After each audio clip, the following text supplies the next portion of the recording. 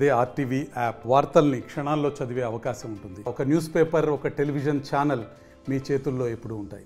AIDSO రాష్ట్ర అధ్యక్షులు ఈరోజు రాష్ట్రంలో కార్పొరేట్ కళాశాలలో చదువుతున్నటువంటి విద్యార్థులకు ఆత్మహత్యలు అనేవి రోజు రోజు కూడా పెరుగుతున్నాయి.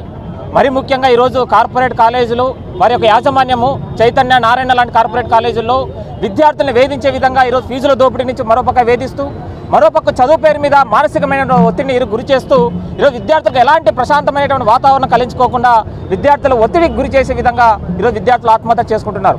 కానీ రాష్ట్ర ప్రభుత్వం నిమ్మకు నీరెత్తినట్టుగా ఇలాంటి వాటి మీద ఎలాంటి చర్యలు చేపట్టకపోగా మరింతగా ఈరోజు నారాయణ చైతన్య లాంటి కార్పొరేట్ కార్యాలని మరింత పెంచి పోషించే విధంగా ఇటీవల జరిగినటువంటి నియంత్రణ మండలి కమిటీలో ఈరోజు నారాయణ కళాశాల ప్రిన్సిపల్ని తీసుకోవడం అనేది ఈరోజు కార్పొరేట్ కళాశాలకు వత్తాసు పలికే విధంగా ఈరోజు ప్రభుత్వం ఉందని మనకు స్పష్టంగా అర్థమవుతుంది.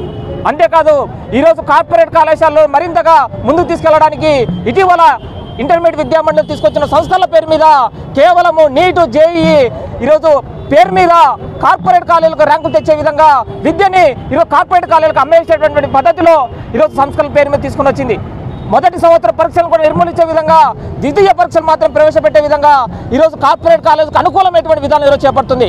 దీని పరంగా మొత్తం ఇంటర్మీడియట్ విద్య పూర్తిగా విధ్వంసం అవ్వడమే కాకుండా విద్యార్థుల యొక్క ఆత్మహత్యలు మరింతగా రోజు రోజు పెరుగుతున్నటువంటి విషయాన్ని మనం స్పష్టంగా అర్థం చేసుకోవాలి.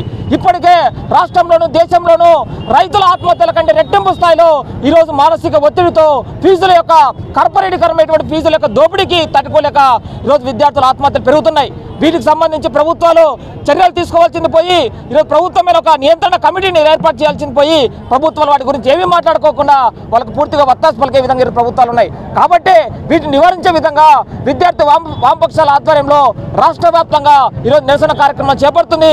కాబట్టి ప్రభుత్వం ఇప్పటికైనా స్పందించాలని మేమందరూ డిమాండ్ చేస్తున్నాం. మరిన్ని వీడియోస్ కోసం ఛానల్ ని సబ్స్క్రైబ్ చేయండి. లేటెస్ట్ అప్డేట్స్ కోసం వాట్సాప్ ఛానల్ ని ఫాలో చేయండి. అండ్ లింక్ డిస్క్రిప్షన్ లో ఉంది.